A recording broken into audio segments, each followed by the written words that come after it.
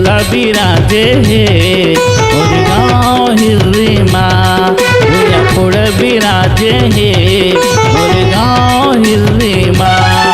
मोर गाँव हिर्री माँ एदे मंदिर पारमा। मोर गाँव हिर्री माँ एदे मंदिर पारमा। एदे शंभु बिराजे हे मोर गाँव हिर्री माँ। भैया पुड़ बिराजे हे मोर गाँव हिर्री माँ।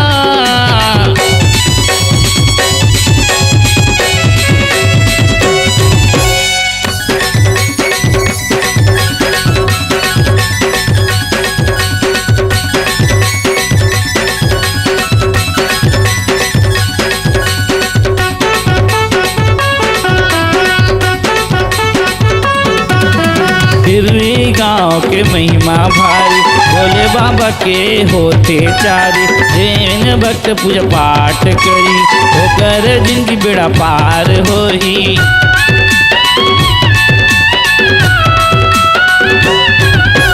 हिर्री गाँव के महिमा भारी भोले बाबा के होते चारी। जैन भक्त पूजा पाठ करी होकर जिंदगी बेड़ा पार होई।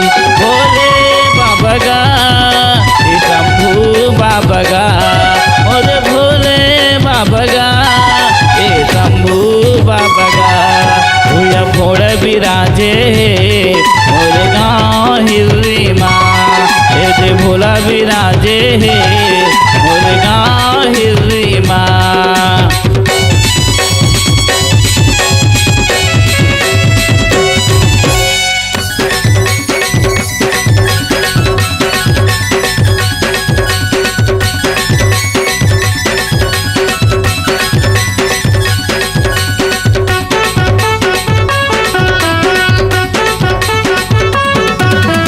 नरियल धर के जाथन अगरबत्ती ला जलाथन।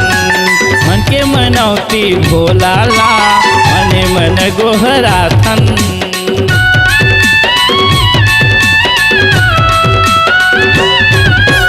नरियल धर के जाथन अगरबत्ती ला जलाथन।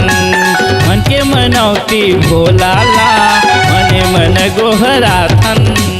भोले बाबा गा हे शंभू बाबा गा मोर भोले बाबा गा हे शंभू बाबा गा।